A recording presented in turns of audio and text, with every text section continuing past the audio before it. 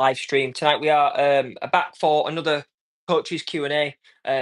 Hopefully lots of chat about football development, any sort of general questions that people have got about football coaching and how to develop their players or how to develop yourself as a coach. So we've already got some questions for tonight based on some social posts that we put out earlier, asking for any contributions from the community, and a couple that didn't get asked in the last live stream. So when we did the live stream, because we've got viewers that are coming from Australia and New Zealand, those guys missed it because of the time difference. So we had a couple of questions from those guys over there as well. So the first question we're going to go to is how to let children grow without limiting them by our philosophies. So like Grealish, under Pep, and other similar cases. So if you've got kids where they are particularly affluent at dribbling, they're very good at running with the ball, I'm a big believer that you shouldn't coach that out of kids. And if kids are very good at running with the ball and you coach them to be a passing player, that's not necessarily a detriment to their development, that they're suddenly passing the ball more than they're dribbling. But you do have to be careful that you don't coach it out of players. I've always been a firm believer that you should be expressive as a player. And I'm quite expressive as a coach. I expect my players to be the same way. That comes in terms of expression for skill, expression for dribbling and running with the ball, and passing and shooting lots as well. So I always try and make sure that any of my players are always trying to run with the ball plenty and trying to score lots of goals and be as positive as they can. So the question posed, Jack Grealish was the example given of a player who's maybe had it a little bit coached out of him. The best attributes that he had, and maybe now not the best attributes about his game because it's been coached out of him by someone like Guardiola, who's a very passing style of coach. I'm always of the opinion that you should try and embrace your kids and embrace any player in general, but specifically kids, to be really adventurous with the ball and run with the ball. I think in this country, in the UK, I think in a lot of other countries across the sort of Europe as well, it is being coached out of players more in terms of the passing style, trying to give kids more opportunities to pass and receive the ball. But I find that's a big, big problem when you've got kids where their best attribute being passing, and then you're coaching it out of them, you could actually be taking out their biggest strengths of their game. And if you're taking away their biggest strengths, are you actually developing the player or is it a detriment to the player? Oh, hi there, dude. Thank you for the question. As an assistant coach, should I be pulling certain players aside? Mm, let me just have a look. Sorry, let's get the chat back up. So, as an assistant coach, should I be pulling players aside and giving them certain drills which I see is more suitable for them to develop? Absolutely. I think if you're trying to develop players, whether you're a lead coach or whether you're just assisting someone in coaching, if you feel like you can make a difference to a young player, then you should be trying to do that. That comes through home practice, or maybe if a kid arrives early, you want to give them some one-to-one attention, or even if you just see during a practice if a kid is really excelling and doing really well and they need a bit more challenge, or if a kid's particularly struggling and you want to try and draw that back in a little bit and make sure that they're getting a bit more confidence and a bit more time, then I'm a firm believer of that. I used to work with a kid called Zach, and he was relatively new to football, probably quite a common one that you'll see out there where kids are joining into football because their friends play it, but they're sometimes at a disadvantage. They're at a little bit of a, the teammates have got a bit of a head start on them. So Zach was a kid who he joined football quite late, and because he joined football late, he then felt like he wasn't as good as the other kids. His mum and dad were having conversations with us after sessions, saying, he's trying his best, but he just feels like there's a gap there he can't bridge. And I said that gap is able to be bridged, but it takes time away from sessions to be practicing. You need to try and inspire him to be playing as much at home as possible and getting out in the garden with him and making football fun and practicing lots in that way. But also making sure that every single time that a kid is on the pitch, those individual coaches are trying to give them that support. So if you're an assistant coach out there, you've got a kid like Zach where they're maybe not getting as much touch on the ball, or they're trying to develop and they're not quite as quick in developing as everybody else is, then I would definitely say that you should be trying to make an individual impact to that kid. Take them to one side, show them some drills they can be doing at home. Maybe, ask them to, you know, converse with you about how the football's going at home and not just in the session or the team that they're playing in, because often that is where the biggest development happens. It's that obsession with the ball where a kid doesn't want to stop playing. But guys, thank you for the 7 guys that are watching along on the live stream. If you want to ask any questions or you've got any comments or anything that you want to know about football in general, then please do let us know.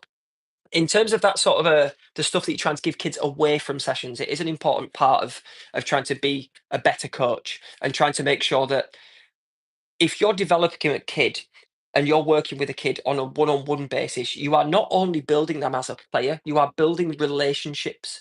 The best players that I have ever managed to get out from that sort of grassroots level where they're doing okay and they're not that confident, but they're sort of an average level, and they've really started to excel and get to a level where they're pushing themselves and challenging themselves and going to the top end of football. That usually happens where I've built a strong relationship with the kid first. So what I've managed to do is, for example, there's a kid called Isaac that I worked with for a long, long time, working one to one and working in small group sessions. Very, very good technical player, low confidence on his weak foot. Didn't strike the ball that cleanly for a kid who could dribble like Messi. It was unbelievable. He's now actually signed at a professional academy. He's now he was on the bench actually for the Everton Liverpool game, and he's an extremely talented young footballer. But the best results that me and the other coach Matt that was working with him got out of Isaac, it was we built a bond with him. We worked very closely one to one. We learned his likes, his dislikes, his weaknesses, his strengths. And when you're doing that and you're getting that sort of rapport with the kid, it's then very easy for a kid to trust in what you're saying. They'll open up a little bit more when they're struggling about things. You'll find that they sulk less and they don't go quiet as much in sessions. They're a bit more, they're a bit happier to sort of chat with you, to put their hands up, to ask a question, say, I can't do this. If you have any idea why, what can I do differently? The stronger bonds you can build with those kids, the more difference you will make long term in their football development. And often the longer that kids will work with you. So if you want to keep working with a kid over 2, 3, 4, 5 years, I've had some kids where I've been coaching them 7, 8 years of their lives. It's because of that bond that you build with them as a kid. All right. So next question we're going to go to. This has come from our YouTube community. So this is from V Krish 7. What specific drills do you suggest under 12s kids to shoot with laces? But he has decent dribbling skills. We'll get in wobble pillows like the ones you mentioned in your videos, and any specific drills you can recommend. She either kicks with her toes or calls passing shooting, where she's using the inside of the foot and doesn't generate power. And also asking for a little bit more there about how to lock the ankle when shooting. In terms of coaching shooting technique, there is no replacement for repetition. So you can develop the biomechanics of a kid and trying to improve their striking technique. I did a video on my YouTube channel with a kid called Seb, who was really technical player, good, strong tackler, great defender, read the game really well, but wasn't striking the ball with any power, was getting a lot of backspin, and it was frustrating him, frustrating his dad, didn't score goals when he got opportunities. What we did in those kind of sessions is we took away the ball and we started to really work on the biomechanics of the ankle, the flex of the ankle, being able to point the toes down at the point of striking the ball. I use a lot of metaphors with kids where we liken it to putting on their shoes, where they have to point their toes down to get it into the shoe. That ankle position is a really good one for making contact on the ball. Then I use things like striking pads, like martial arts pads, where that gives you a really good, strong connection with the ball because it takes away the distraction of a ball and a goal and a football feel. They're really just concentrating and honing in on the technique of striking with their laces. So that can really help. So not always honing in on just trying to use the ball itself, sometimes using different objects, different techniques, different metaphors to get kids to understand that locked ankle position with the toes down, trying to strike cleanly through the middle of the ball. But again, repetition is key. If you're doing anything in terms of striking, 5, 6, 7 attempts is not going to cut it. 5, 600 is going to get you there. Okay. So the Catalan admin has just let us know a question that's come through from Instagram. Anthony in Milan. His question is: Kids here do not want to pass in my child's team. They think they think they're all Mbappe. How do I change that? Passing is a very important part of the game. We obviously play a team sport, like we were talking about earlier. I wouldn't be coaching kids where they're never passing and they don't pass the ball. But what you also want to do is make sure that there is a nice balance of kids passing the ball, but also kids where they're playing the ball to each other, linking up as much as they possibly can. Okay. Bear with you 1 second, guys.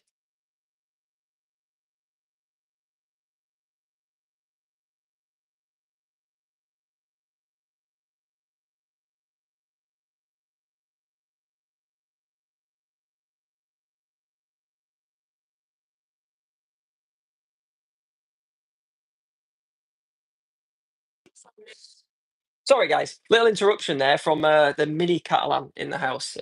Little Ace came to say hi, but he's not supposed to be on the live stream because it's past his bedtime. Anyway, so Yeah, the more that you can encourage sharing and passing of the ball, the better. And especially when you're trying to get kids to hit those kind of objectives in passing, one good way to do it is to build numbers into it. So part of the reason we wrote my season journal and our latest book that we've written to help kids with that and coaches too, to be fair.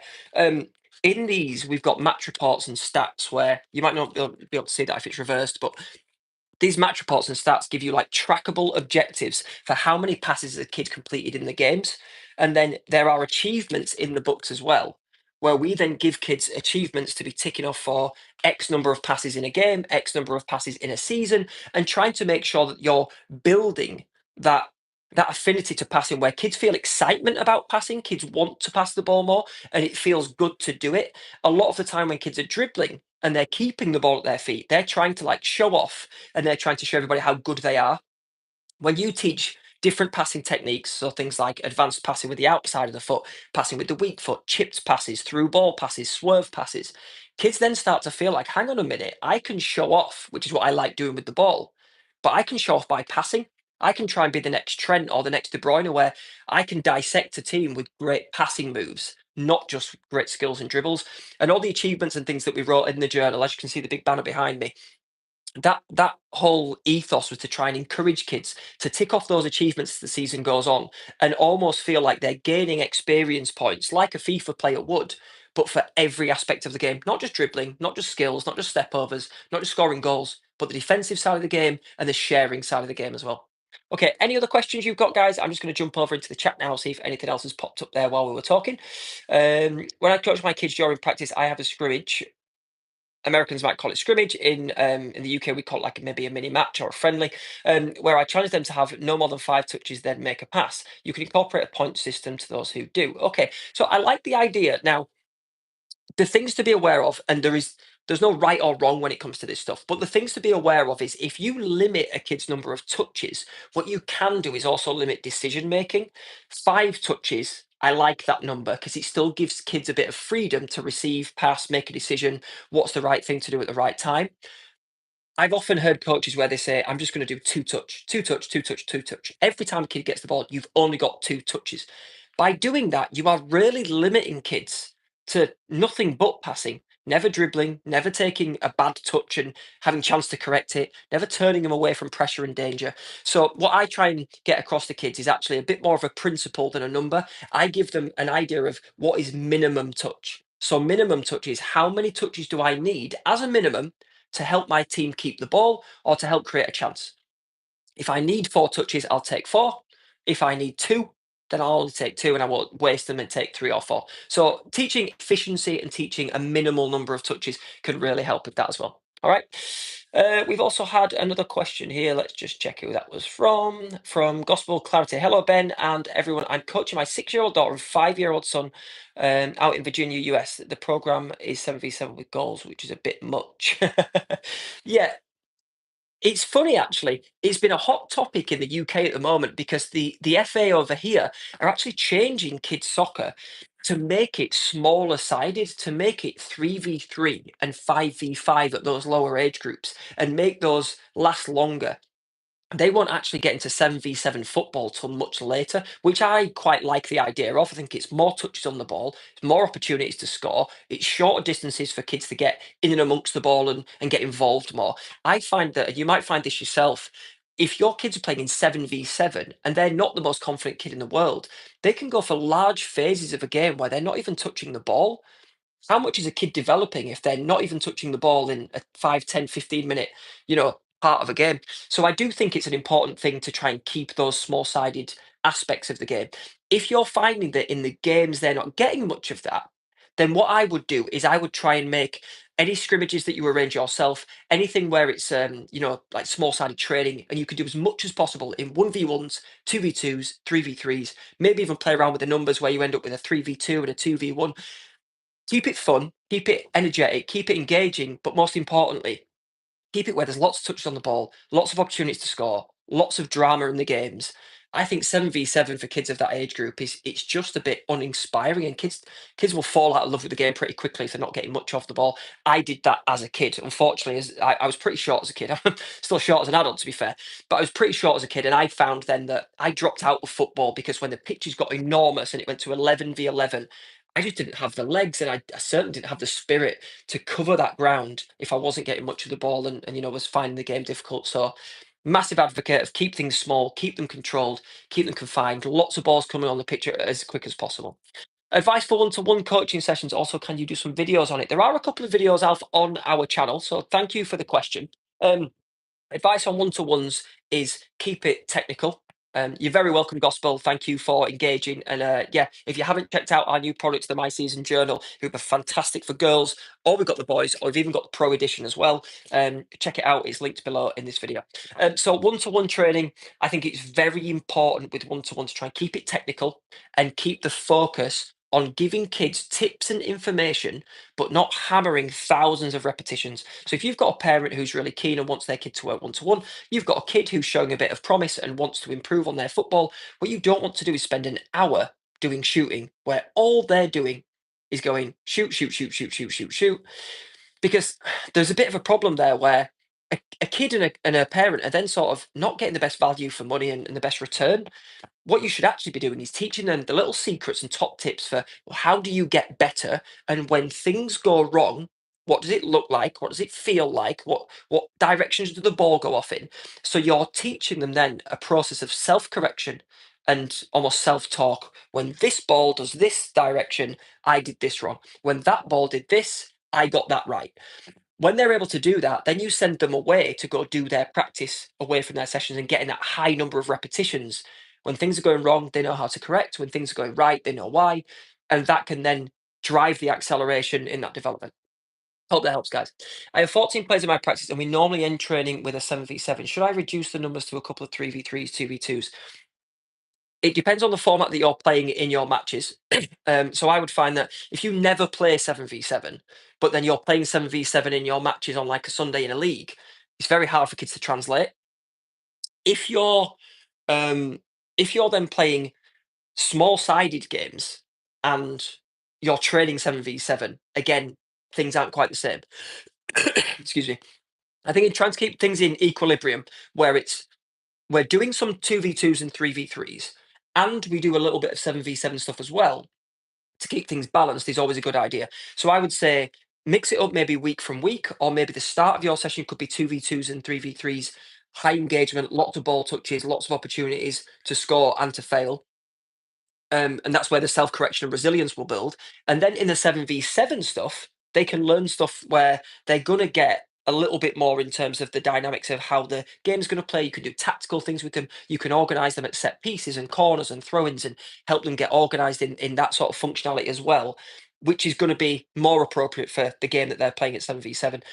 Find a balance of both, maybe some weeks on, some weeks off, but I would just make sure that I wouldn't overdo it.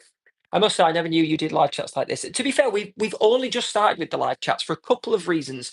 We're trying to inform people about what we do a little bit more. The new book that has taken me about 18 months to write and develop and animate and publish and print and everything else that it takes to be a new author. That's taken a long, long time. So we want to shout about that because it's an amazing tool for kids and for coaches to try and develop their teams. We've got team bundles available and individuals.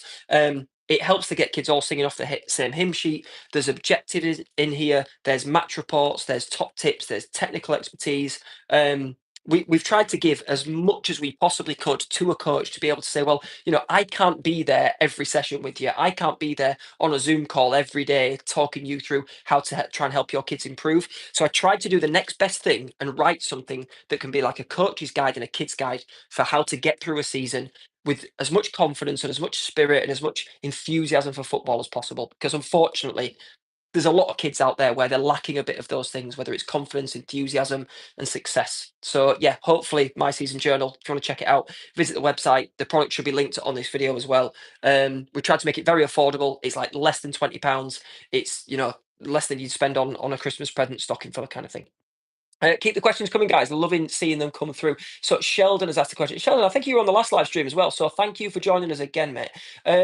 Tips on dribblings. They're fine. They can do a quick dribbling. Yeah, okay. So the whole idea of getting kids to dribble back into the game is to keep the game flowing. They use them in futsal with like kick-ins just to stop, the ball bouncing around as much, the ball flying up and down.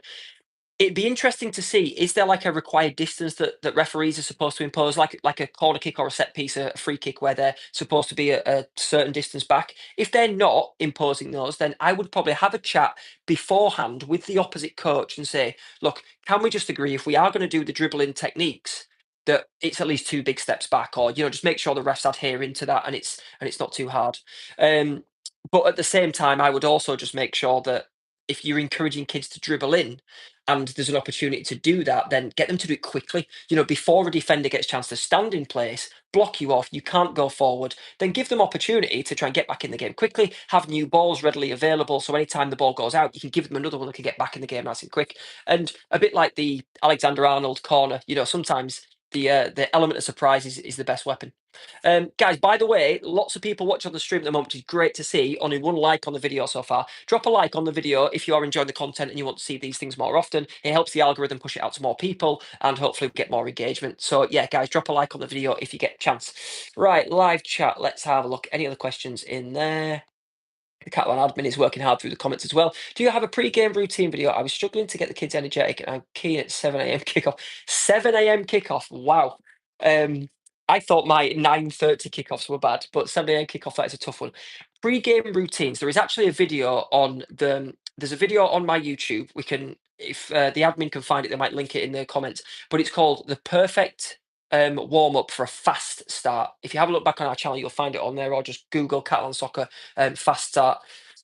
What we did is we designed a practice that's very sort of similar to a rondo style, but it's got so there's passing, there's possession, there's pressing, there's lots of quick decisions, there's lots of tight decisions in short areas. Then you bring goals into the game as well. It's a quick transition game, so even if you score a goal or complete the objective, you then lose the ball. So then the other team have got to come and get it off you. And we tried to make sure that, and that's not just one particular drill, but in general, the principles of any pre-match routine are preparing your kids for what's going to be in the match. And what's going to be in the match? It's going to be pressure. It's going to be speed. It's going to be quick decisions. It's going to be intensity. It's going to be fast tackles. It's going to be hard tackles. All those things that you're trying to prepare a kid for is of vital importance right before the game. It's okay training that stuff a week earlier in practice, but then if you guys go into a practice before a game that doesn't really activate the kids in those ways, you're not going to see the development into a game that you're hoping for. And you'll tend to find that kids then start quite sluggishly and slow, and then things don't really get moving. You might find yourself two or three goals down before the kids even really look like they've, wiped the sleep out their eyes. So keep the warm ups fast and furious, keep them moving really quickly. Try to avoid line drills, waiting for your turn to shoot, all those cliche drills that you'll see, probably online and probably every other grassroots coach doing that you're playing against. So yeah, keep them fast, keep them fun, keep them furious. Okay, next comment is, by the way, guys, if you've got any replies for the people in the comments, then please do just reply to other people as well. I'd love to get a bit of a discussion going. You're not just talking to me, I'm not just talking to you. You're all there as a community, have a chat with each other. Right, let's have a look on the next one. So we've got Mike B. Thanks for doing this, Ben. I've been coaching now for 3 years, now under nines. Your videos make an important part of my coach learn. I'd like to know how frequently you do live chats. Mike from Australia. Mike, thank you for joining us at this time, mate. I appreciate it. Might not be the most convenient time for you. We try to arrange them for sort of a 9 p.m. time slot. That works with me in terms of schedule, and the kids are usually in bed and everything else. But we are more than capable of sort of scheduling for different times. If we get requests and there's people in other parts of the world who want on different time zones, please just let me know what sort of times would work best for you guys. What would work for your schedule. We'll do what we can. The other thing that you can do, which you can always contact us directly, we're available through our YouTube, through our Instagram, through our TikTok, any of those. Drop us a direct message. We're always here to help with coaching. We're helping with mentoring, and we're just trying to help in general as much as possible.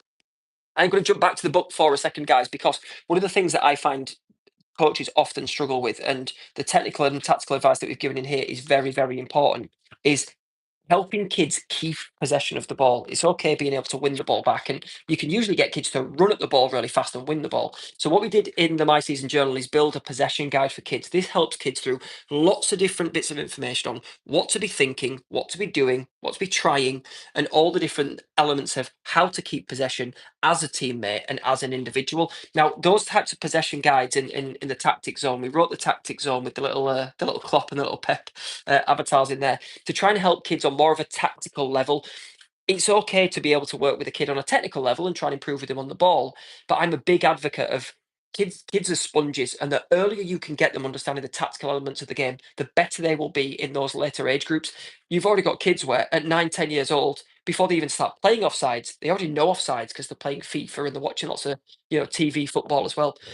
So the reason that we wrote the journal the way that we did is not just for the kids, but we want kids to be able to go to their coaches with their journal and say, "Oh, Jeff, I got this many corners done today. I did this many passes today. Can you sign my journal and say how well I've done?" To get the coach to go, "Hang on a minute, what else is in this journal?" Because it looks like there's actually some good information in there, and hopefully coaches can pick up from it too. And those team bundles to get every kid working off the same hymn sheet. We had a coach from Liverpool who recently purchased 7 of them from us for a team bundle, and he said it's starting to make a difference already with his kids where they're sitting down, they're all looking over it and going, "Oh my lord, I've got 5 different kids. They're all reading off the same journal. They're all practicing the same things. They're all comparing objectives and achievements at the end of the game and who did what. And oh, I got this achievement and I've got that achievement." And it's really helped just boost the overall confidence and the team bonding because before and after every game, they're sitting down with My Season Journal and going, "Well, what we're going to go for today, what's our objectives going to be, or who's managed to get a gold objective, who's managed to get a silver objective."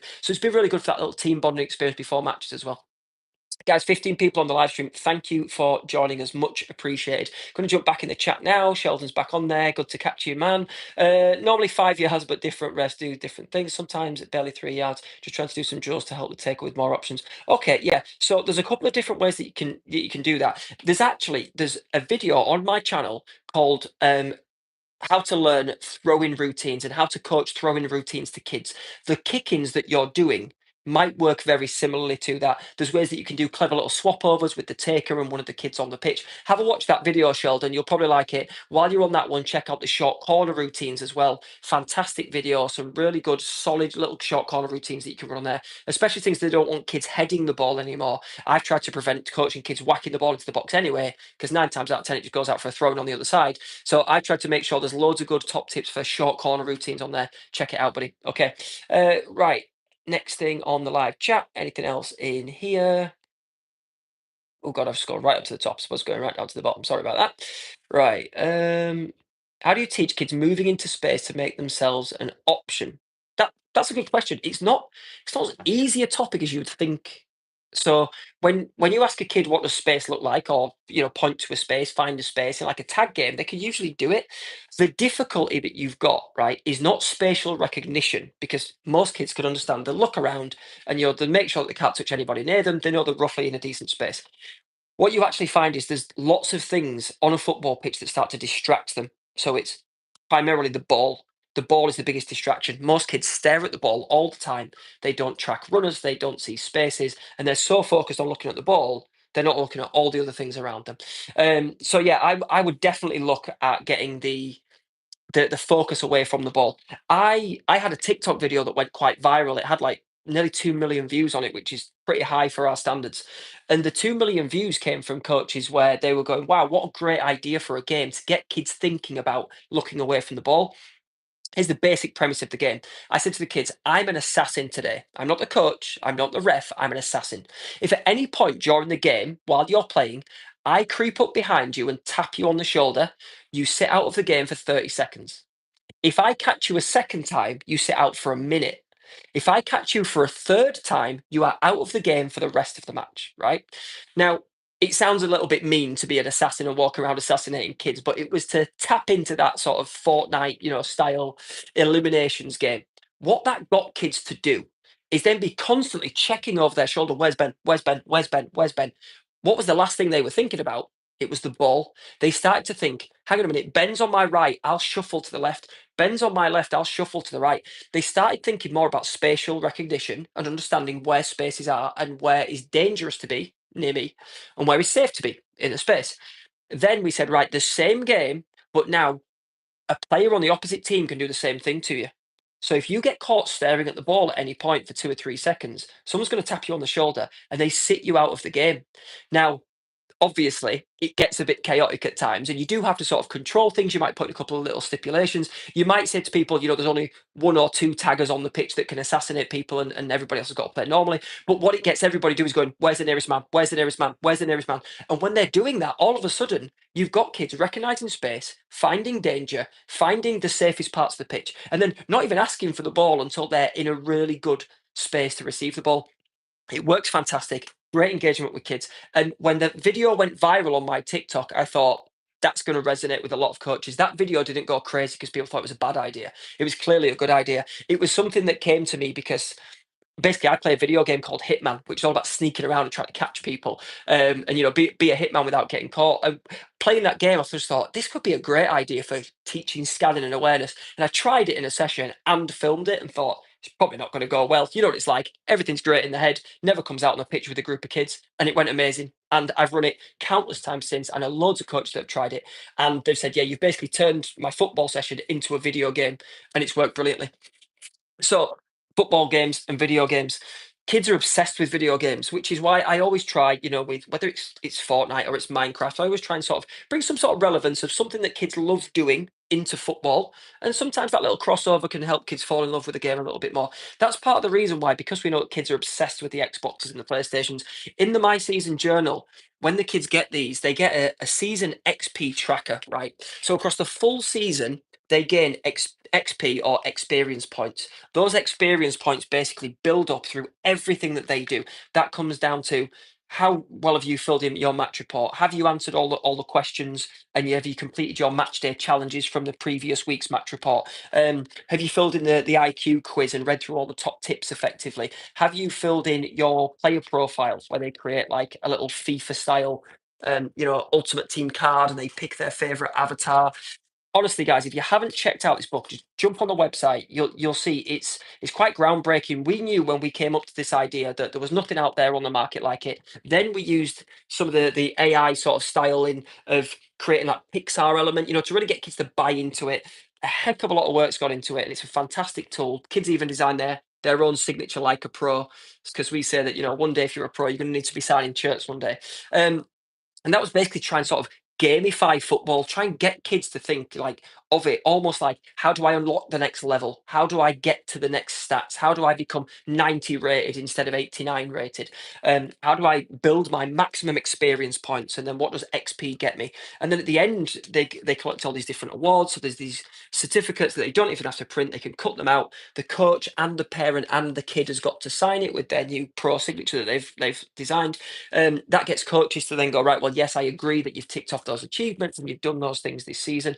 And we've just found, when we've done this in testing, when we've done this with kids ourselves, when we've had feedback from parents and coaches, it's just like brought a different element and dynamic to how kids are playing and training, which is exactly what the idea was. So we're so proud of it. It's done really, really well already. It's flying off the shelves. Unfortunately, the printers are struggling to keep up with the demand. So if you do want to get your hands on one, get your hands on one soon. They keep going out of stock, sold out, and then coming back in as soon as we can. So if you do want to get your hands on one, guys, they are shipped international and to the UK, and we'll get you one ordered. So let's have a look. Any of the comments in here? There's quite a lot. I was talking for a while. Hey, Tango Square can ship international. A lot of my kids, if they don't have the ball, they're static and not looking for space. Like I said, that assassin drill might help you. What do you think about the theory of the game? Do you think it's important dedicating some time in aspect of these sessions? Don't overdo theory work, because if you want to get kids for a limited amount of time, right? Imagine you get kids for an hour and a half a week and you spend loads of time doing theory, especially when you're working at the lower age groups, that foundation phase of football. You really want to make sure that as much time as possible is spent on ball contact, ball touches, in 1v1 situations, battling for the ball, getting the ball back, losing the ball, keeping the ball. Those things are vitally important at that age. Now, that's not to say that you couldn't send out some digestible videos for kids. There's lots on our channel. If you go through our channel, you can find how to be a midfielder, how to play as an attacker, how to play as a defender. There's loads of basically everything that I do that I explain to coaches. I try and make it sort of digestible for kids as well. there's loads of content that you could maybe send them for those kids and those parents that are interested and want to watch. I would also make every single match that you run, whether it's just a little scrimmage at the end of the session or whether you're doing something where it's, a little preseason friendly, anything like that. If you're doing that, make sure there's always a big tactics board. Don't use a little tiny one or use your phone. Use a nice big visible one because kids learn in different ways, and not every kid is going to be switched on, listening, and engaged when you're talking and you're stood up at the front, or you're kicking a ball around, or you're showing them a drill over a 20-yard space. Some kids learn best when they're up close and it's personal and they're talking to you and they can see exactly what you're talking about. That visualization can really, really help. Part of the reason we wrote the journal is because not every single kid is able to sort of track their progress in their head or remember from week to week. They write it all down and they get it all, sort of as digestible as possible for any kid who learns in any way. All right.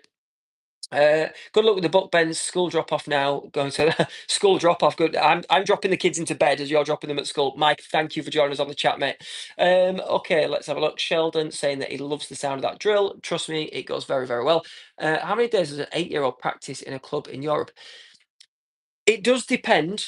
It depends on if they're signed as a professional. So if they're that sort of age group where they're like in and around academy football, it would usually be sort of 3 to 4 times a week, and they're not then supposed to play grassroots football, in school teams, things like that, to manage overuse injuries and the risk of an injury, etc.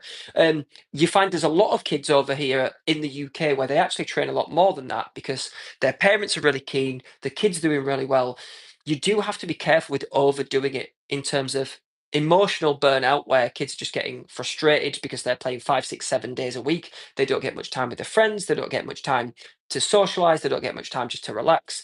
Um, if you've got a kid sometimes where they're the one driving, saying, Dad, I want to do another football session. Mum, I want to go here. Dad, can I join another team? All that kind of stuff. That can be really easy to sort of get led down the garden path by your kid and go, yeah, let's get you to do that. But what you don't always necessarily know is any damage that you could be doing later on down the line. That could be overuse injuries. It could be that a kid that's going through a growth stage and a development actually needs a little bit more rest than normal, and 3, 4, 5 sessions a week maybe isn't the right thing for them at that stage in their development or in their growth. So yeah, I would always say it's on a case by case basis. Don't overdo it. 7 days a week is too much for anybody. If you wouldn't go to the gym 7 days a week and you'd build in rest periods and making sure that you had recovery days, why would football be any different? It's physical activity, it's strenuous, it's intense if it's played in the right way. So yeah, I would probably say 3, 4 times a week, maybe a bit of home practice or some stuff in the garden or in the house is probably adequate. Okay, guys, we'll check back through the live chat, see if there's any other questions come in. Thank you, everybody, by the way, that has liked and supported the video so far. Is it possible to buy your merchandise here in the United States? Piero, it is. And Yishal, we'll answer these questions at the same time.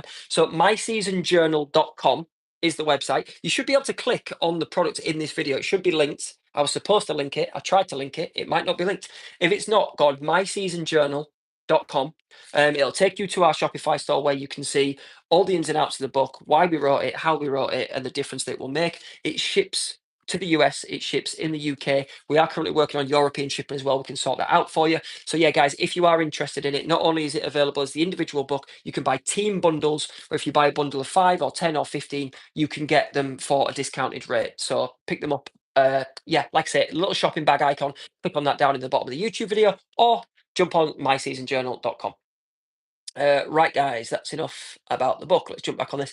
My kids are now on 11 aside, full field this year. It's my first year coaching 11 aside. How would you recommend the kids adapt to the full field aspect? So, if you have you been playing 9v9 the previous season? If you've just jumped up to 11 aside, is it 9v9? Now it depends on the formation and the situations that have been sort of built around the formation in the 9v9, how easy transition into 11v11.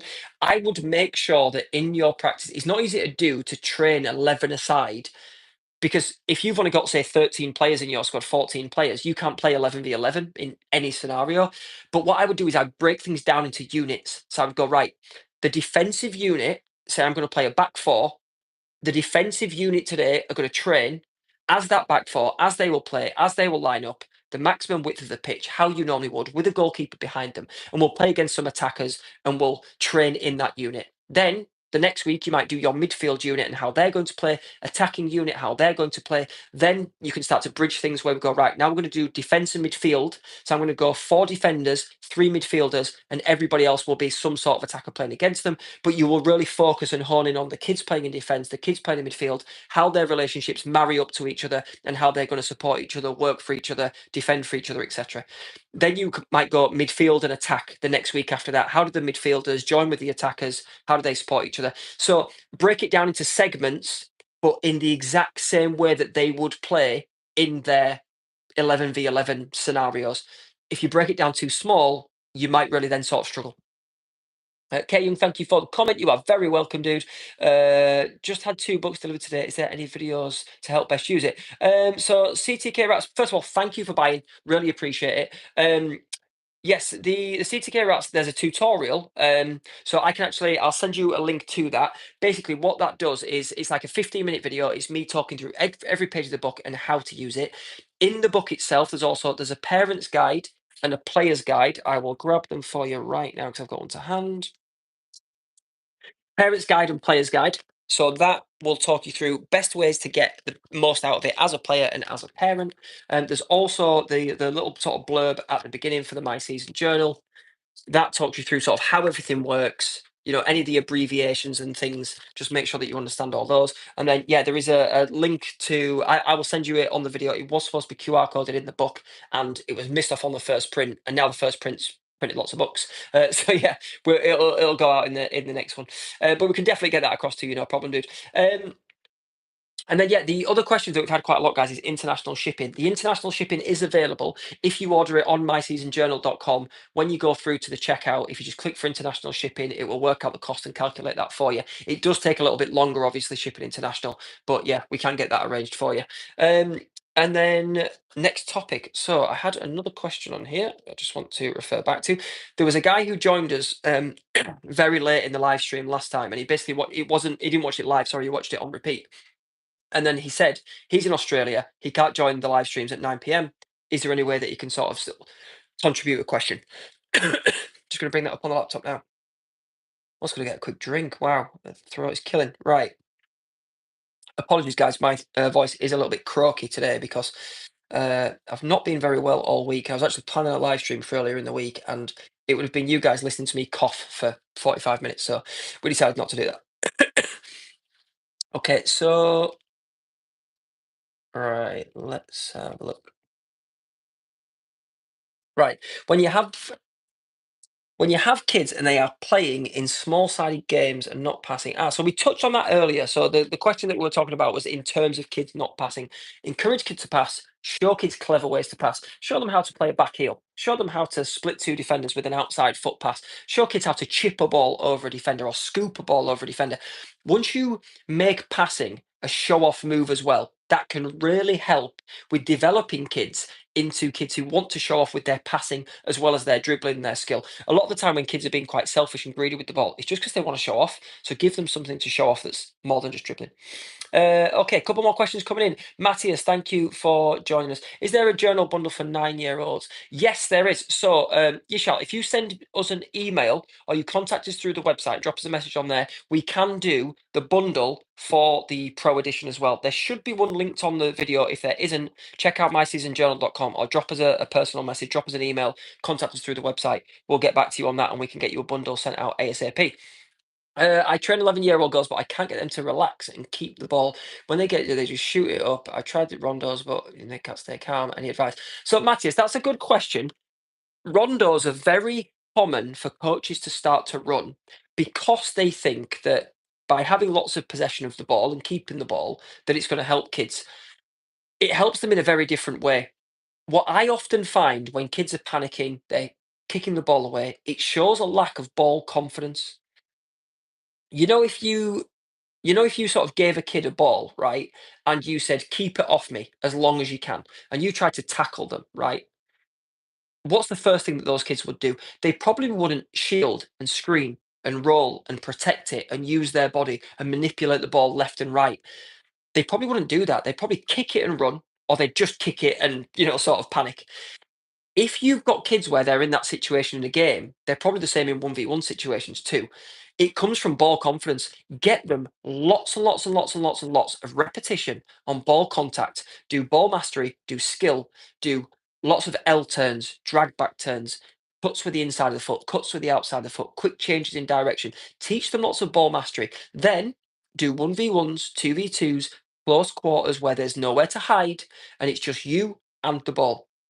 Then teach them things like shielding techniques. So when there's no good pass available and you've got yourself into a bit of trouble, teach them how to protect the ball with their arm, how to use their body and be stood upright, how to lean into a player that's trying to win the ball from them. If you teach them how to make good contact with people and be strong, you teach them all that stuff to try and roll, twist, turn, escape, dodge, evade. If you can teach them all that stuff as well and get away from that rondo style of things, I think you'll see a big difference. Once kids are really comfortable and improving on the ball and they're really supremely confident with the ball at their feet, you put them in a rondo, not only will they be able to move the ball quickly, but when a passing lane shuts down, you will see them twist, turn, roll, and play in a different direction. And that kind of stuff will be really lacking. And that's what rondos need. If you're doing rondos with kids where they're not that capable with the ball, then what tends to happen is the ball comes to them, they kick it the way they're already facing, whether that's at a defender, a player that's not expecting the ball, or out of play. If you get kids more comfortable with the ball, better in possession, really comfortable in 1v1 situations, battling for it, keeping it, rolling and pulling with the punches, doing that kind of stuff will massively help with every other aspect of the game. When you build that confidence, it will definitely help. CTK, I say that with a couple of kids also. So yeah, unfortunately, it's it's one of those things where most of the problems that you guys bring to me, it's you're not alone, and sometimes you can sort of feel alone as a coach and think every problem that you've got, you might be the only one out there. There's lots of coaches with similar topics of discussion and similar challenges. So if you do have any comments or any questions, not only ask them to me, ask them to the group. Other people might feel free to sort of reply on there as well.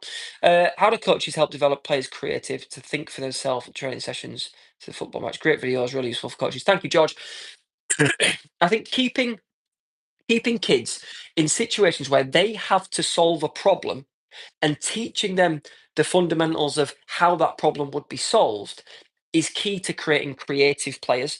If you teach kids drills and patterns, the ball goes here, then the ball goes there. You run here, then he runs there.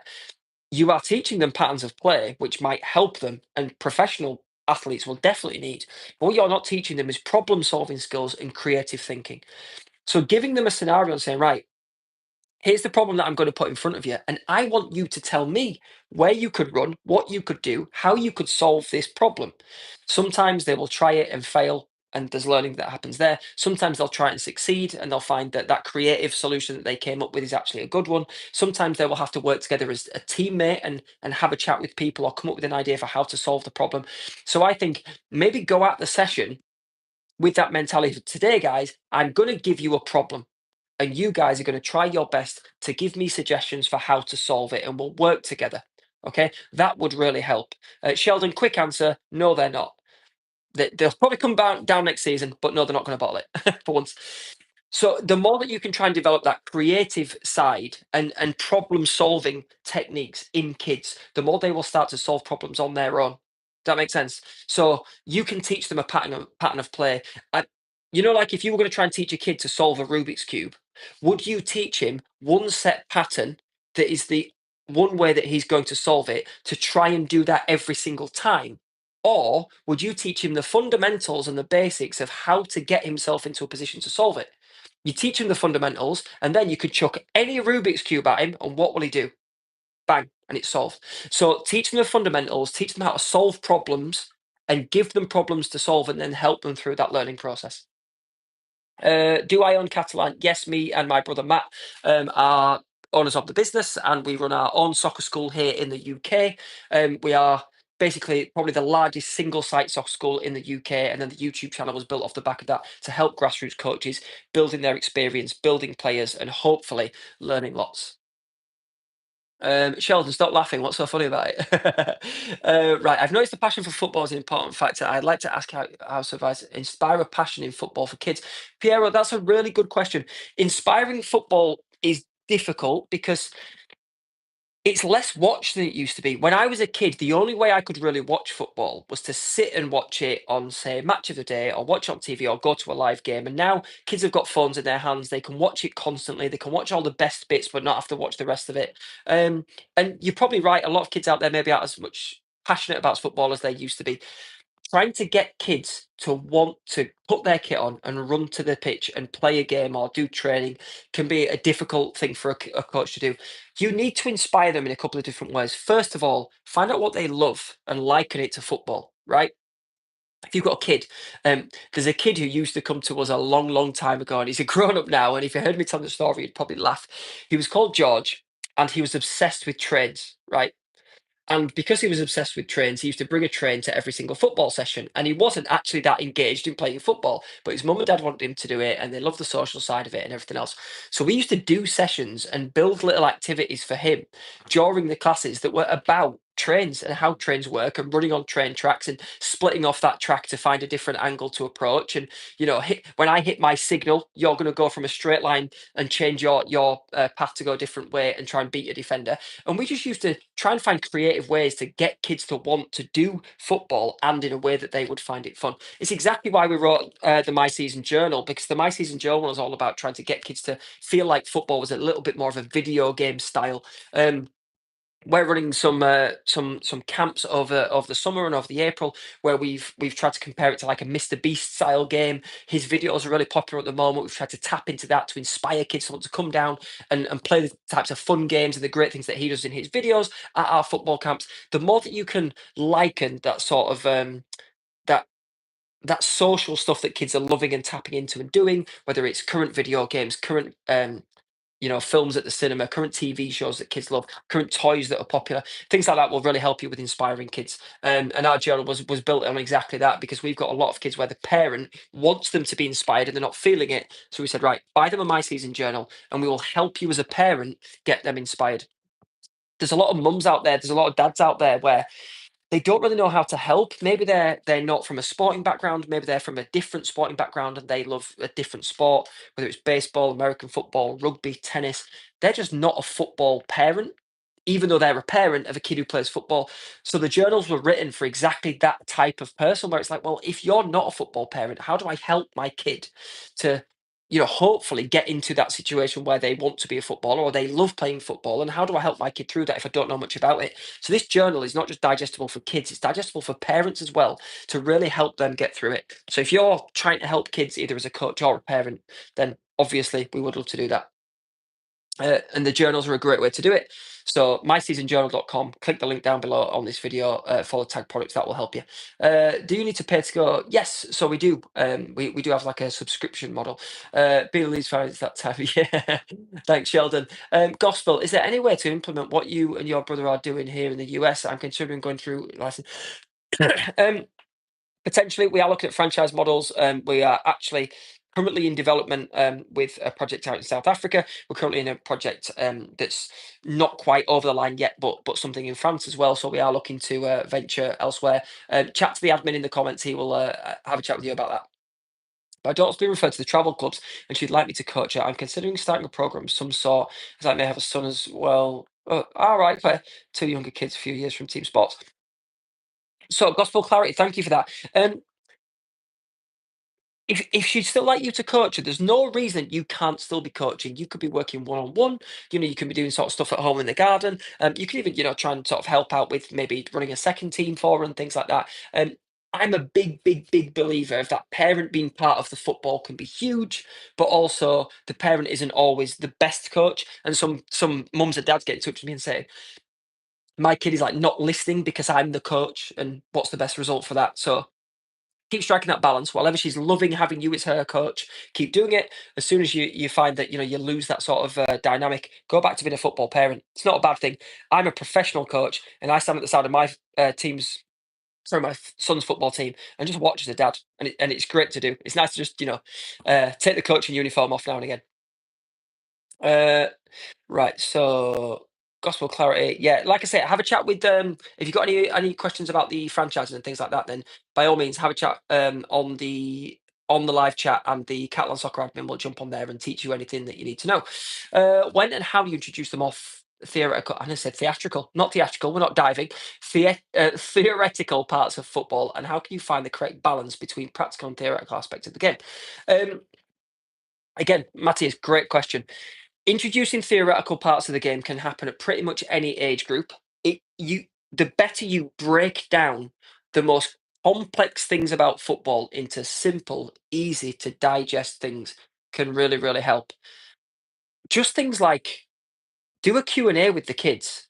Guys, who knows what a defender does? Or how does a defender play? What makes a great defender? What makes a great midfielder? What makes a great attacker? What are some attributes that they need? Okay, so we all agree that a great defender might need strength and bravery and courage and resilience and all these great things. Then what does a midfielder need and what does an attacker need? That's still theoretical work, but you are helping kids recognize, well, what is it about me that I would then be able to apportion to each one of those roles? I'm really brave. I'm really strong. I'm really resilient. I might make a really good defender. Or if I want to be one of those things, what do I need to develop?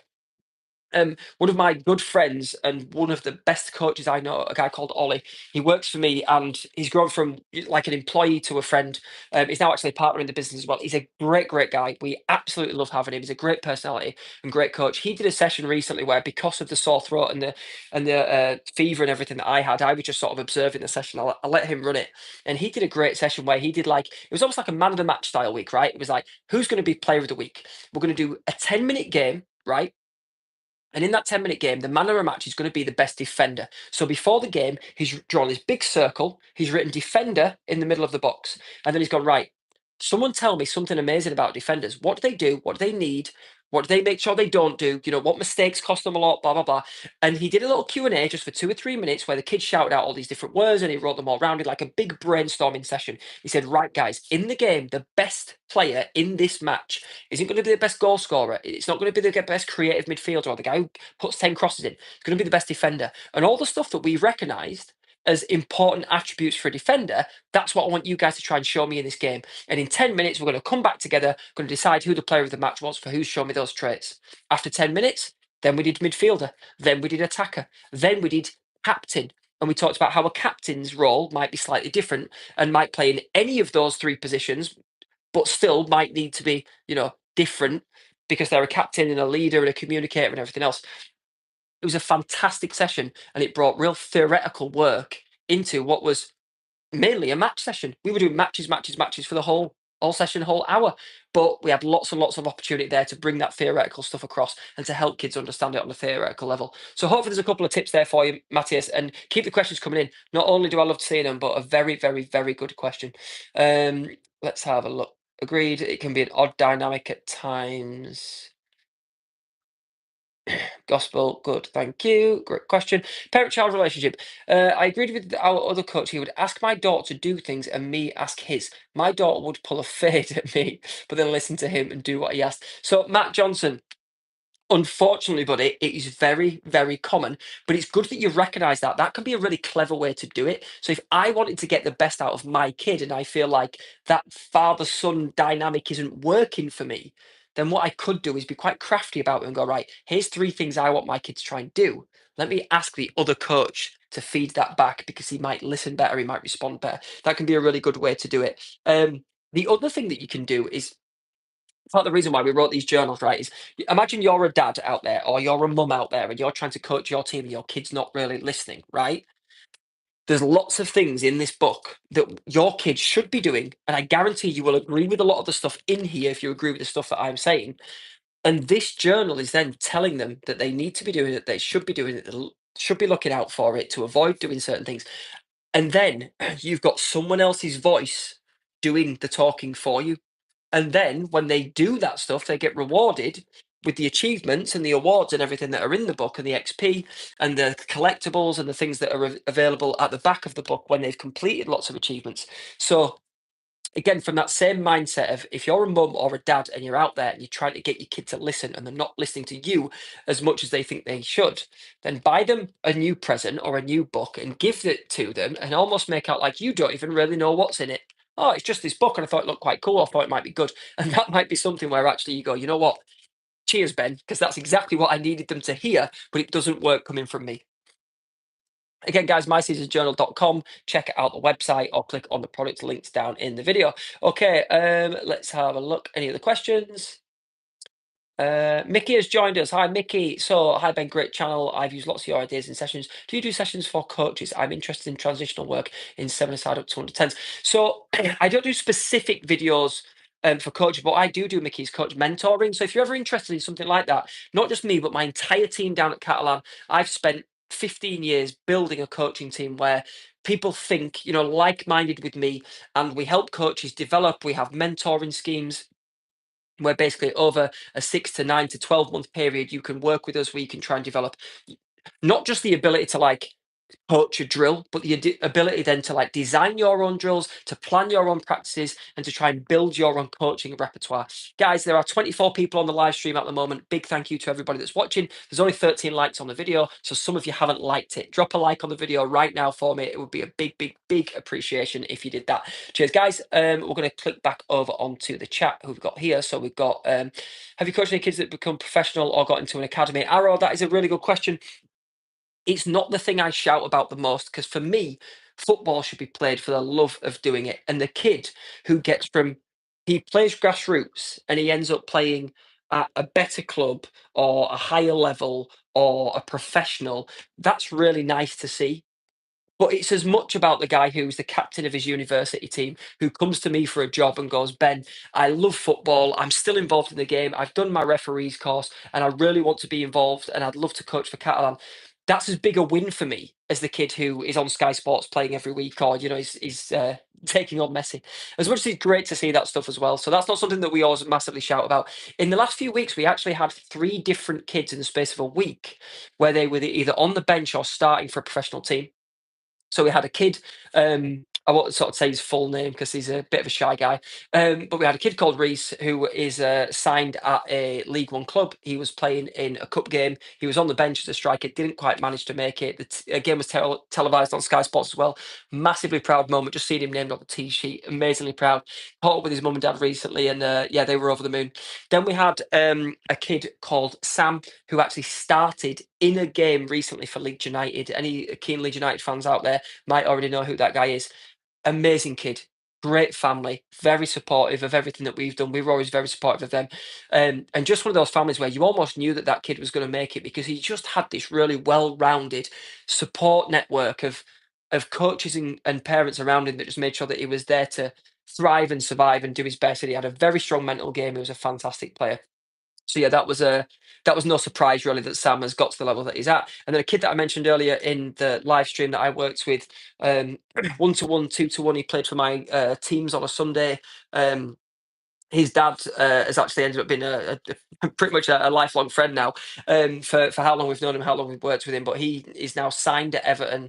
He's playing in like the under-18s, under 19s and under 21s. He's made a couple of appearances and subs benches and stuff for Everton's first team as well. So yeah, very, very, very proud of those kids. But like I said, just as proud as those kids where they now represent their university or they now I get so many silly stories. I get, Ben, staying involved in football and from the coaching that you worked with me, I now ended up playing in my university team. And then when I ended up playing at that level, I ended up meeting my girlfriend and now we're married and got kids, all because of football. And those stories are massive, massive, massive success stories to me, as much as it's lovely to talk about, the pro game as well. Thanks for the question. Nice to reminisce there. Cheers, Arrow. So let's have a look. Thanks for your answers. Really great advice. Do you have any disciplinary rules for your sessions? And have you ever had any disciplinary problems? We've all had disciplinary problems, Matthias, because we're working with kids. And as much as it would be absolutely lovely to, for every session to go perfect, that's never the case. When running a team, what I always do is I set out my stall at the start of the season to kids and to parents, guys, I'm going to be running this season with this team, with these objectives, with these expectations, with these rules, and with these consequences. Here's a contract that's all written in. Sign it now if you're up for that. If you're not, walk away now. No skin off my nose if you don't. If you get that buy-in from the start of the season, it is so much easier then for any kind of disciplinary action that needs to be taken, whether that's from the kid or the parent, because unfortunately, sometimes the parents are the hardest thing to deal with, not the kids. But yeah, if you are having those kind of problems, then I would set your stall out from the start of the season. This is what my expectations are. This is what the standards are. This is what the consequences are. And you can write that into behavior, into punctuality, into attendance at training, into attitude, into swearing, whatever it is that you're having problems with. If you do that, you will tend to find that anybody who doesn't want to sign that at the start of the season probably wasn't a good fit for the team anyway, and you probably haven't lost anything but a bad apple. Okay, next question. Let's have a look. Guys, the questions are coming in too fast at the moment, which is great to see. Just look over an under 60 team playing 4v4. What would you suggest is the best drill for session suggestions? I'm very experienced with the game, just not at this level. Okay, so under sixes, fun is everything. Make the sessions fun. If you're working with under sixes and you're talking 5 year olds, those kids are still watching Paw Patrol on TV and they're watching silly YouTube videos and everything else. They're still, very, very infant in terms of their mindset, in terms of the stuff they're learning at school. So don't turn them into little pro footballers too early and like take them up the ladder too quick. What I always try and do is keep things as fun as possible at that age group. And I've coached everything from 18-year-old advanced academy kids right down to 3 year olds where they can't even tie their shoelaces. So I've worked at that level, and I've always found that the best way to get them engaged is to keep things fun, keep things silly, keep things gamified where everything's a story. I'm writing another book at the moment with one of my colleagues where we're going to be writing a book that's all about trying to narrate a session and trying to make a narrative of like whether it's silly things like minions. What are minions? They're mischievous, they're clever, they work together as a team, they steal things like footballs, and trying to sort of gamify and bring a narrative to the sessions that you do with them will really help with engagement. And once the kids are engaged, get lots of touches on the ball, lots of changes in direction, lots of stealing possession, get them used to having the ball taken away from them, used to going to get it from other people. You will have an absolute ball. And I promise you will probably have more fun than the kids. They are some of my favorite sessions working with those age groups. And again, thank you for the question, buddy. I could really do with a drink. Should have brought one upstairs, and I haven't. Hi Ben, love your channel. It's so useful. We are moving from nine-a-side to 11-a-side next season. Any advice? Thank you, Crushy, for the question. Nine-a-side to 11-a-side. We covered something earlier in the video. You might not have been watching it. Try and break things down into units. It's not easy to coach 11v11, but because you might not have 22 players available, but break things down into individual units. Coach your defense against your attackers. Coach your midfielders against your defenders. That style thing. Try and play them in their sessions as they normally would play in a game. And if you want any more detail on that, this video will be uploaded after the video, and then you can go back and you can scrub through it and you can look for the section where we're talking about that with another coach. But I don't want to repeat myself for anybody who's already been on the live stream. Thank you for the question, dude. What is the best way to coach off the ball movement?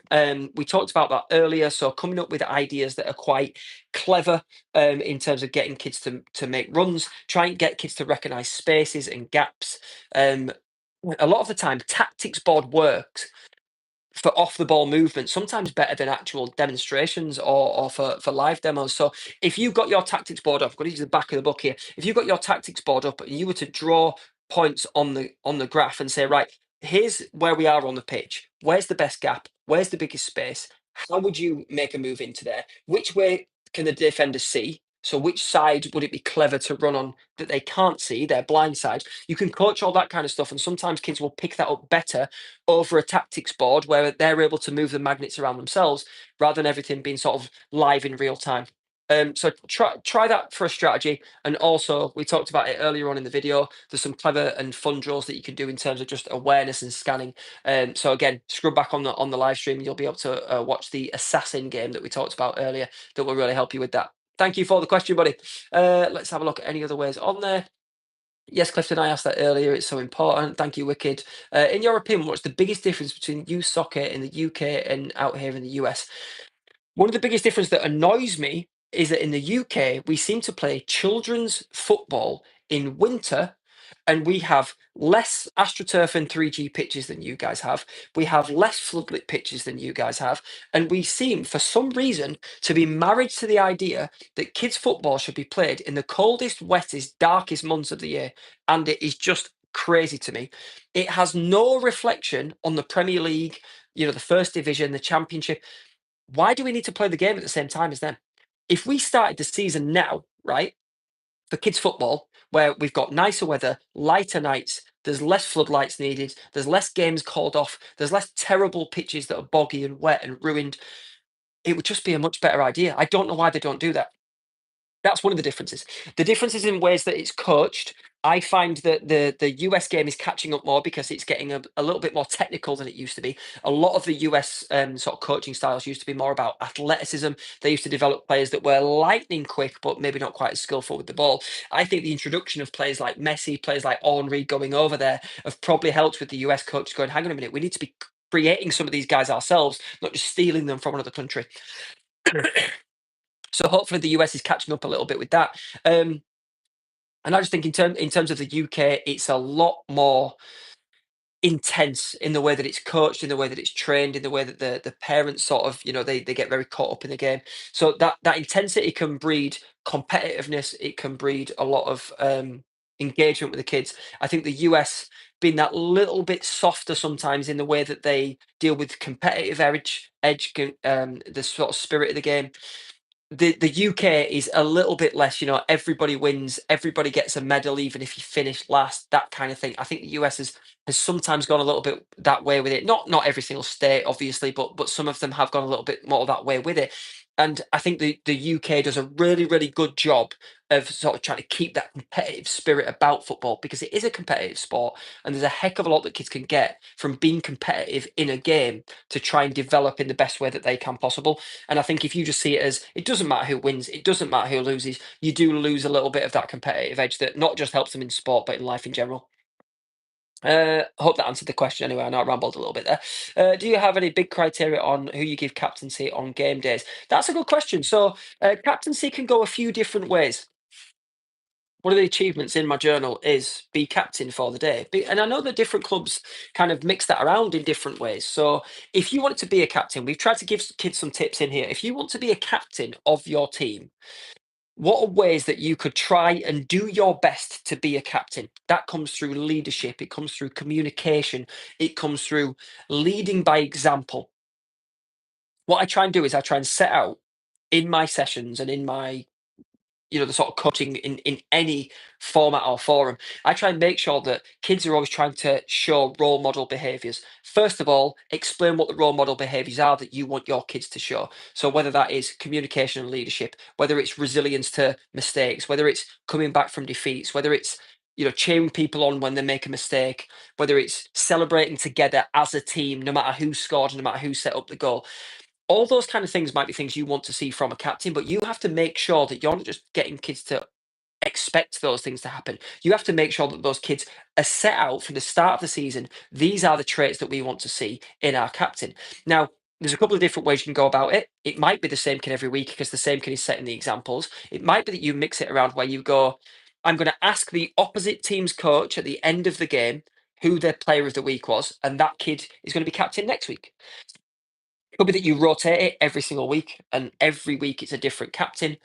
But then that can feel a little bit sort of token, and sometimes the kids who are then given the captaincy rather than earning the captaincy, then don't really understand or do much of the sort of the expectation and the captain traits that that you're wanting to see.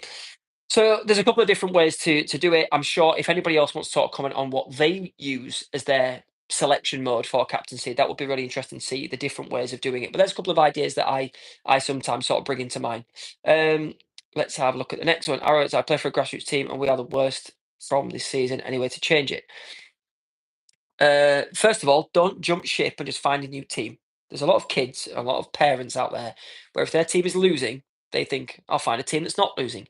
Maybe part of the reason that your team is losing is because of that lack of like trust, togetherness, bond, where players are fighting for each other, they're running for each other, they're doing everything they can as a team.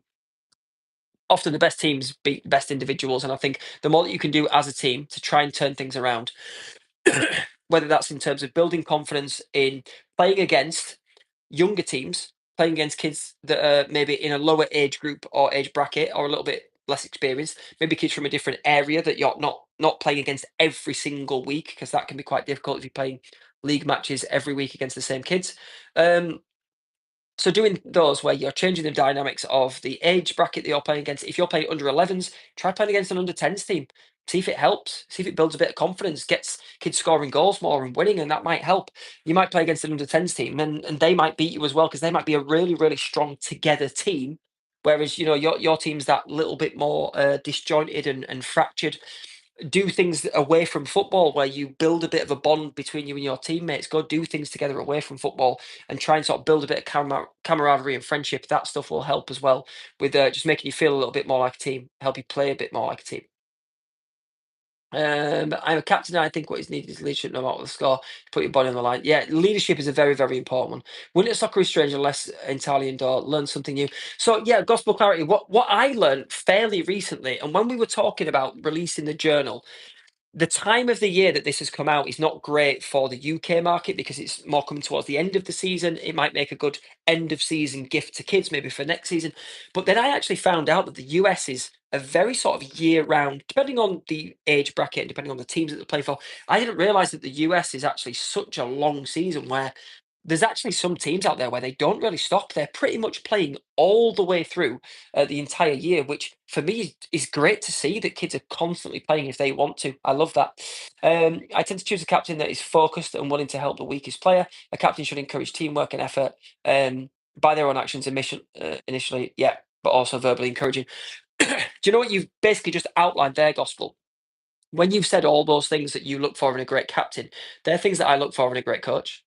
And I think essentially, if you find a good captain for your team, they are usually showing the traits of a good coach in leadership, in being selfless, in forgetting mistakes quickly and trying to encourage. In all those things that you've just described there, I think if you're doing that as a coach, you're probably on the right lines. And if you're doing it as a captain, even better. I think some of the best coaches in the world, I remember Jurgen Klopp saying when people used to sort of frown over him picking Jordan Henderson as his captain and whether he was the right role model as a captain and whether he was the right voice to be a captain on the pitch.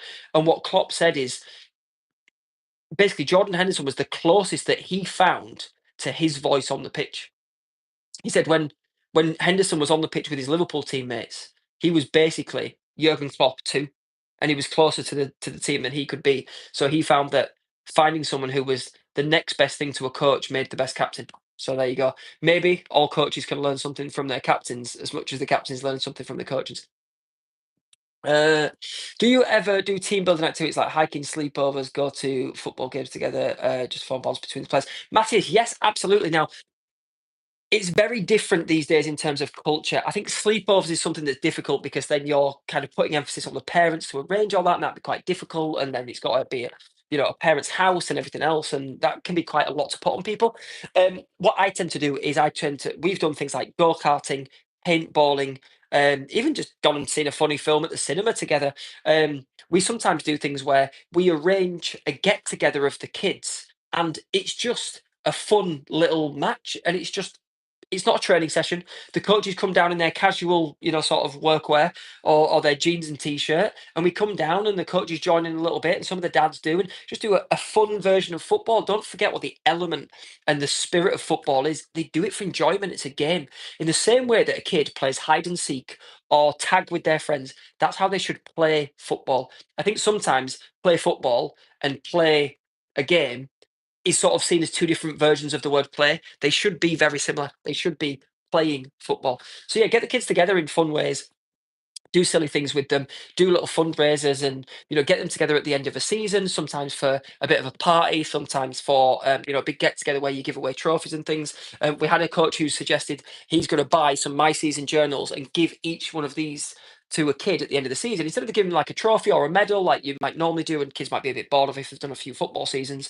Something like this, they're like a really nice keepsake. They can build on it for next season, and yeah, just try and do fun things with the kids where the kids are going to build bonds as friends. And if kids are friends, they will be good teammates, I guarantee. If kids don't like each other, don't spend time with each other, don't talk to each other, they probably won't make great teammates. The more you can encourage that stuff, the better.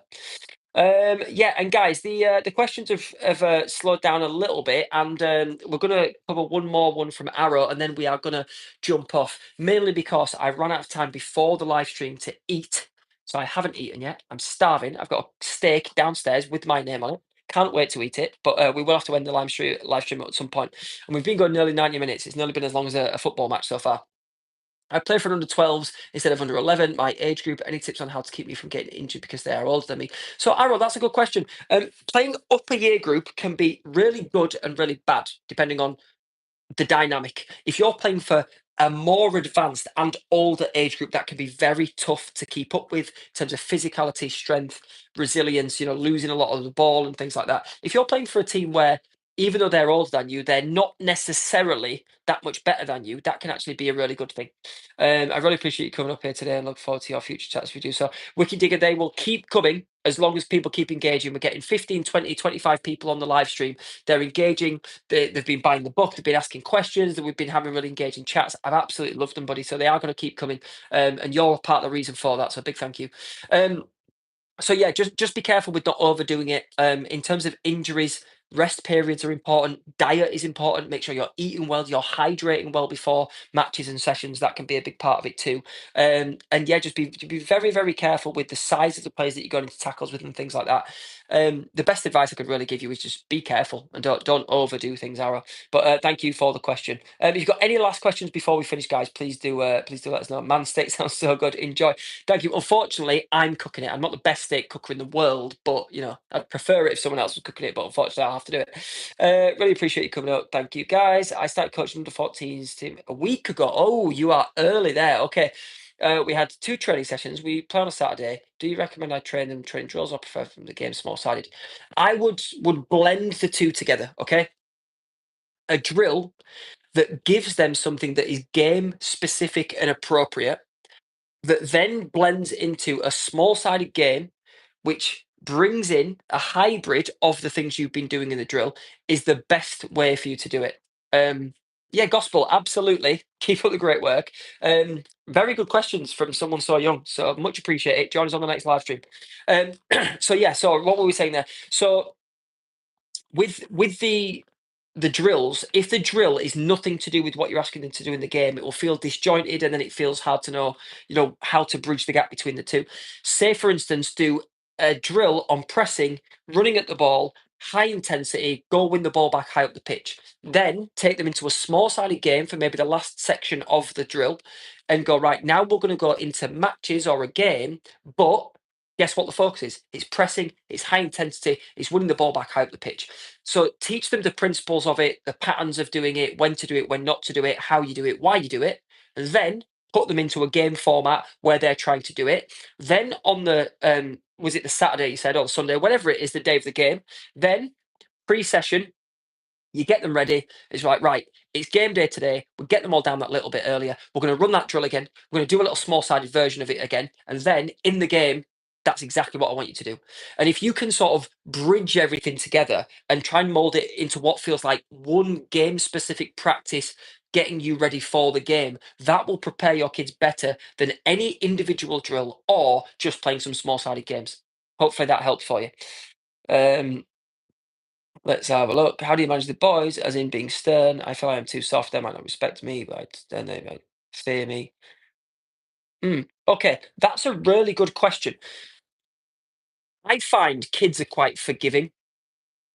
I'm very, very cutthroat and harsh with a kid. The first instances that I witness them start to show, sort of behaviors you don't really want to see. If you're seeing those undesired behaviors and you're really harsh on it, and it's a quick sort of come down on them harsh, stop doing that, don't do that, I never want to see you do that again. If you make it very clear that that is absolutely not acceptable, they will actually forgive you quite quickly if the next interactions that you have with them are then calm, relaxed, positive, engaging. So here's an example. Let's do a little role play. A kid is talking while I'm talking. I've asked him to put his hand up if he wants to say something, and I'm trying to explain the rest of the drill, and he carries on talking over the top of me. It's distracting the other kids. For instance, we will call the kid Matt. Okay. So I then say, sorry, guys, I'm going to have to stop for a moment. Matt, I want you to stop talking because you are interrupting me. You are interrupting everybody else. You are stopping people learning, and you are making this session harder, which means you and everybody else is getting less out of it. I need you to stop talking, or you can go sit out of the session, right? The kid at that point is probably not going to want to sit out the session, and they will stop talking. And a couple of parents and a couple of the kids might be going, ooh, Ben's really angry. Ben's really annoyed. The next interactions that I have with the group and with him are then the complete opposite. Right, guys, sorry about that. So we're back into the game. So what we were saying is we need to do this, we're going to do that. Everybody excited, everybody ready? Let's do it. Go. The game starts. And then, as we're in the drill, Matt, well done, buddy. Excellent. Love that pass. Great recovery. Well done. Matt, I love how you've turned your session around. Much better behavior. That's what I want to see. Well, I'm proud of you, man. Well done. And I keep referring back to him. And you say, right, well, all these things that you did wrong at the beginning, we came down on really harsh. But then I've been super positive and super encouraging with everything that you've done since then. The kid won't then think, oh, Ben hates me because he's heard nothing but good things from me for the last 90% of the session. But you do have to be really sort of quite quick to be firm with them. And if you're scared of being firm and you don't go firm with them, you will tend to find then that kids will push boundaries further and further and further. And you might end up where they start to sort of walk all over you. And that's then much harder to fix. So I think, like any problem, try and put it out at the source and stop it before it builds too high. Hopefully that makes sense. That's just my version of dealing with things. Again, everybody's got their own style of coaching it. Let's have a look. Season plenty, red hot pan. Thank you for the steak tips. I wasn't expecting that one tonight. That is all well and good, but when doing that, I feel pressure from the parents, even if they don't see a problem with it. I understand that. Now, it depends on every parent. Every parent parents their child differently. But what do most parents want their child to be? They want their child to be, first of all, they want to be coachable, right? If your kid is constantly showing undesired behaviors, they are showing signs of not being very coachable. And if their kid is bringing their kid to something to be coached, then surely they want their kid to be coachable, right? Makes sense. You would, wouldn't you? So if you want your kid to be coachable, then you need somebody to show them what coachable looks like, what it sounds like, what it feels like. If they're not doing that, and by the way, Matt, I used your name in the reference, but I wasn't talking about you. If they're not doing that, and the parent hasn't managed to get them to be like that, then they are probably going to thank you for helping their kid through it. Every now and again, I'm not, you are absolutely right that every now and again, 10%, maybe 5%, maybe 2% of people might see a bit of a problem with you coming down a bit harsh on their kid. That person is probably, no matter what you do, not going to see it as a positive if you tell their kid off for something. But I guarantee that a parent who does that and who makes excuses for their kid is probably not telling their kid off much either, which is probably where the problem stemmed from. You can't completely reparent the kid, but what you can try and do is make sure that while they're within that four white lines of your football pitch, they are on task, they are listening, they are focused, or they are not there. Make sense? Hopefully that helps. Don't read too much into the judgment of of parents. Reinforcing positive behavior, encourage them to repeat it, whether it's behavior. That is absolutely right, Matt. So you're so right there that reinforcing positive behaviors is not just about behavior; it's about passing decisions. It's about dribbling decisions. It's about shooting decisions. It's about being selfless. It's about being selfish at the right times. It's about how to keep the ball, when to keep the ball, when not to keep the ball. The better you can be at making those positive reinforcements and helping kids to see that when they've done something right, that it was the best thing they've ever done, and over egging their confidence about it, the better a coach you will be. Because what you're trying to do at these foundational ages, if you're working kind of 10, 11 years old and below, then you are trying to do your absolute best to build confidence in kids and make them feel like an absolute winner as much as possible while they're on a football pitch. And then everything else that comes off the back of that will hopefully just build off its own momentum without you having to do everything. I must say, I do have very understanding parents. I remember having to go to kids last season and misbehaving, tell them, oh, how you need to behave and listen to the coach. There you go. I often find as well, opening a dialogue with the parents can really help. So if this parent's absolutely clueless about their kid's behaviour, you might find that the parent sits in the car, they've got another sibling to look after, they had to drop them and go shopping, whatever. The parent might not even be aware of the behavioural issue. But if you speak to the parent and say, look, just so you know, I've had a couple of problems with this. Don't go out them, all guns blazing where you're going to offend anybody. But I've had a couple of problems with this. I'd like you to speak to him before the next session. I'll have a chat with him as well. Hopefully, we can get him listening a little bit better. That could really make a difference too. Open those dialogues with parents. And then if you do have to have a chat with the kid and the parent does know about it, then they're less likely to be, angered, as you said. Thank you for your challenge. It's been great help. Who's just starting. I'm coaching fairly talented side, so that makes it a bit easier technically, but fantastic. You are well. if you appreciate my content, believe me, I appreciate you even more because we've created a really, really strong following. The community is absolutely massive at the moment on over 45,000 subscribers. We've got lots of people purchasing the new book. We've got lots of people engaging with the live chats as well. Big, big, big thank you. Guys, if you are watching on this stream, the next stream we are going to do is to try and build a new audience on TikTok. So we are going to be streaming on TikTok live. So I want you guys, if you wanted to enjoy, if you're enjoying the live streams, the next one that we do might be on TikTok rather than YouTube. Go follow us on our TikTok channel. It's just at Catalan Soccer. And then same as the YouTube, same as the Instagram.